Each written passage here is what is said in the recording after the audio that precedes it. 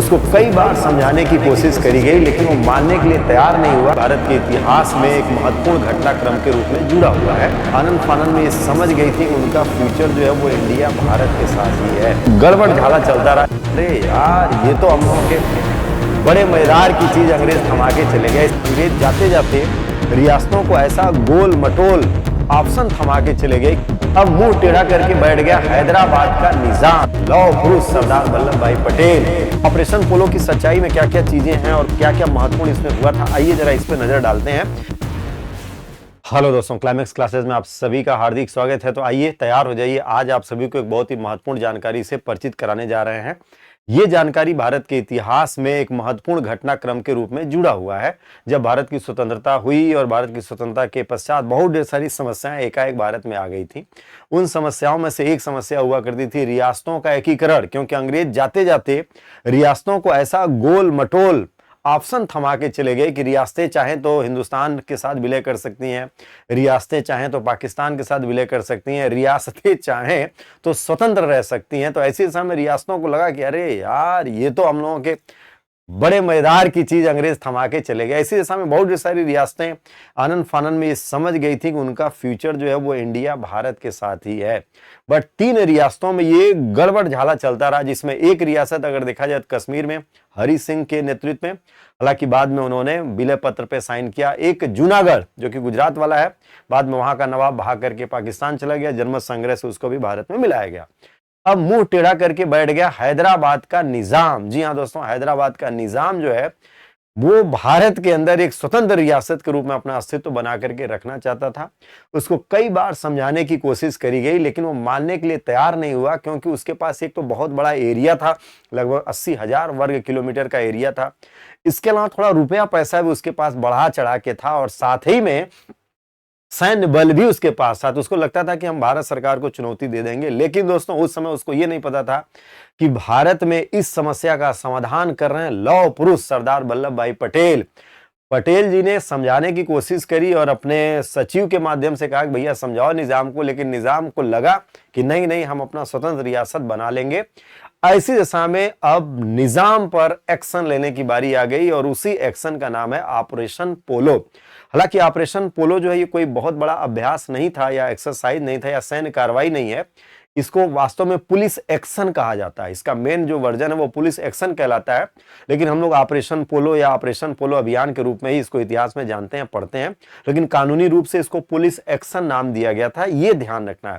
तो ऑपरेशन पोलो की सच्चाई में क्या क्या चीजें हैं और क्या क्या महत्वपूर्ण इसमें हुआ था, आइए जरा इस पर नजर डालते हैं और एक एक चीज आपको बताते चलते हैं। अभी दोस्तों 13 सितंबर बीता है, तो 13 सितंबर ध्यान रखना ऑपरेशन पोलो के लिए बहुत ही यादगार दिन है, क्योंकि इसी दिन ये ऑपरेशन पोलो शुरू किया गया था। तो 13 सितंबर का दिन इसके लिए महत्वपूर्ण हो जाता है।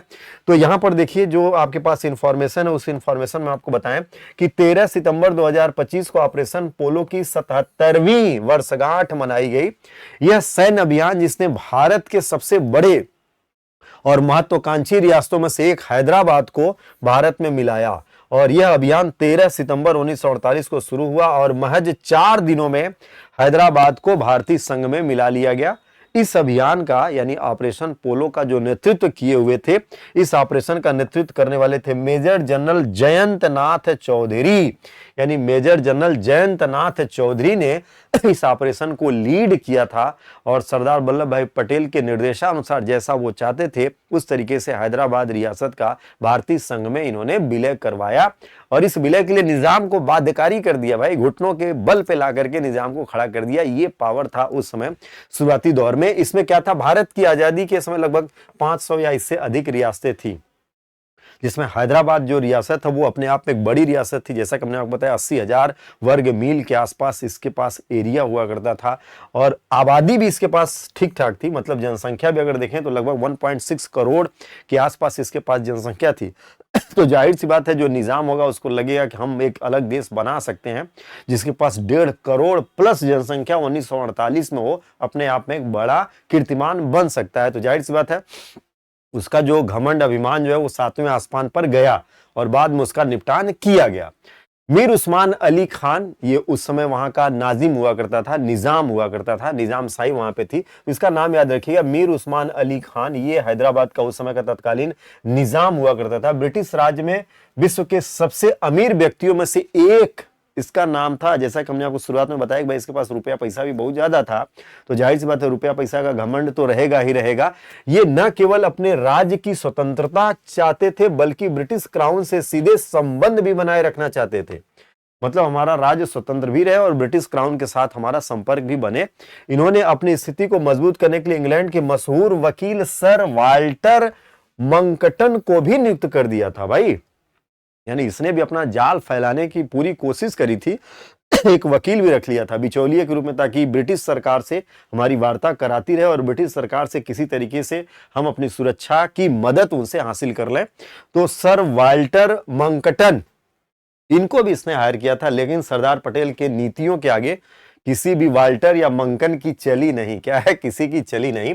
तो अब एंट्री होती है भाई सरदार वल्लभ भाई पटेल, विलय पर कार्रवाई की चेतावनी। सरदार वल्लभ भाई पटेल ने हैदराबाद के साथ समझदारी से बातचीत की और नवंबर 1947 में एक रैंड स्टील समझौता कराने की कोशिश करी, जिसमें हैदराबाद और भारत के बीच ब्रिटिश काल जैसी स्थिति बनी रहे, लेकिन राज्य के भीतर माहौल बिगाड़ने की कोशिश निजाम की तरफ से लगातार करी जा रही थी और स्थिति ऐसी बन रही थी कि हो सकता है कि हैदराबाद रियासत में दंगे भड़क सकते हैं। ऐसी दशा में कुछ बड़े एक्शन लेने की तैयारी यहाँ पे अनिवार्य हो गई। तो हैदराबाद में, जो उस समय आंध्र प्रदेश के अंतर्गत हुआ करता था, आज हैदराबाद तेलंगाना के अंतर्गत है, उस समय आंध्र प्रदेश के अंतर्गत हुआ करता था। आंध्रा महासभा और भारतीय कम्युनिस्ट पार्टी ने मिलकर के जमींदारी और सांप्रदायिक अत्याचार के खिलाफ किसानों को संगठित किया। इसी बीच निजाम का समर्थन करने वाली कट्टर इस्लामी संस्था जो इत्तेहाद उल मुस्लिमीन और इसके नेता कासिम रजवी ने रजाकार नामक एक निजी मिलिट्री संगठन बनाया। निजाम की फौज का यहाँ पे नाम मिलता है, तो इसके फौज को लोग बोलते हैं रजाकार। क्या रजाकार फौज है, जो कि इसका गठन अगर देखा जाए तो निजाम के समर्थन, उसके रुपए पैसे की बदौलत इसका संगठन का नेतृत्व किया था नेता कासिम रजवी ने, इसका नेतृत्व किया था। मिलिट्री संगठन बनाया जिसने किसानों और आंदोलनकारियों पे अत्याचार शुरू कर दिए।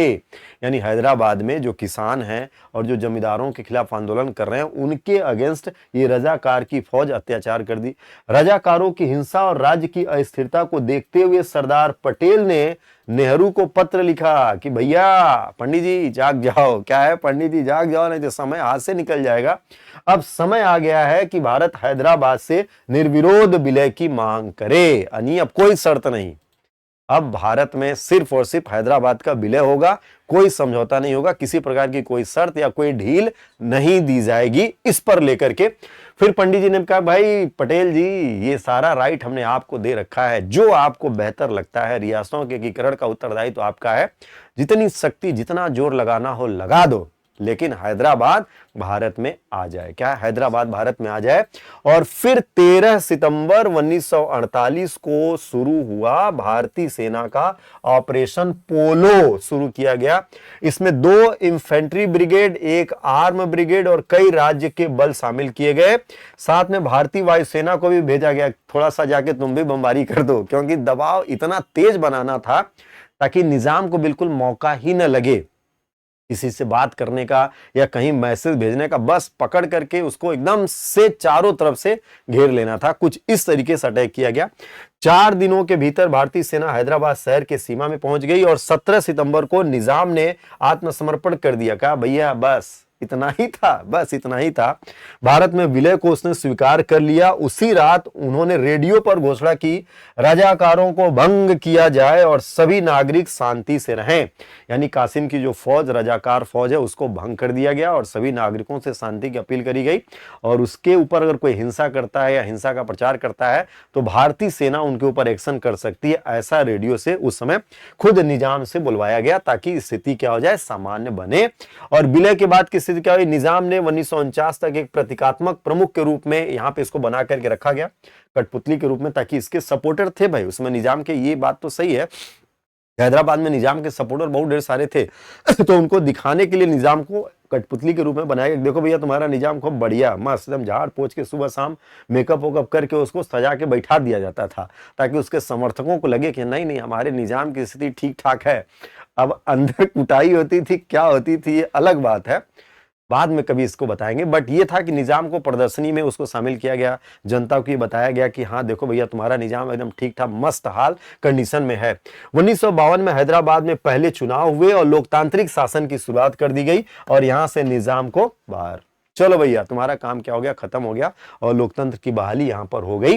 तो इस तरीके से ऑपरेशन पोलो भारत का सबसे सफल ऑपरेशन बना और सरदार वल्लभ भाई पटेल की नीतियों और सूझबूझ का नतीजा रहा कि रियासतों का एकीकरण संपन्न हुआ और हैदराबाद जैसी रियासत भारत का अभिन्न अंग बन गई। आज हैदराबाद आप देखोगे तो तेलंगाना राज्य की राजधानी के रूप में है।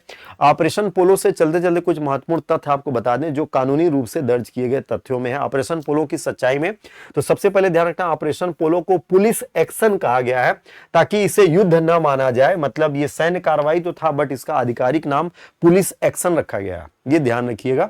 हैदराबाद के बाद भारत में विलय, जूनागढ़ और कश्मीर के संदर्भ की जो रणनीति थी वो भी सक्सेस हुई और उनके यहाँ भी मामला शांत हुआ और उनका भी भारत में एकीकरण किया गया।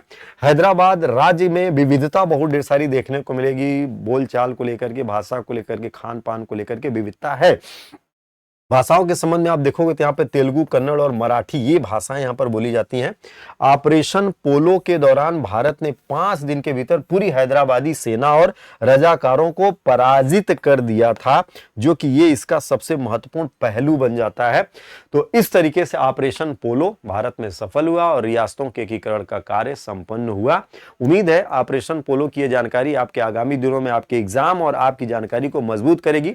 इस तरह के महत्वपूर्ण जानकारी और अपने सभी प्रतियोगी परीक्षाओं की तैयारी करने के लिए आइए जुड़िए हमारे YouTube चैनल क्लाइमेक्स क्लासेस, जो आप सबके सभी प्रतियोगी परीक्षाओं की ऑनलाइन तैयारी करने का एक मजबूत विकल्प आप सबके सामने आने वाला है।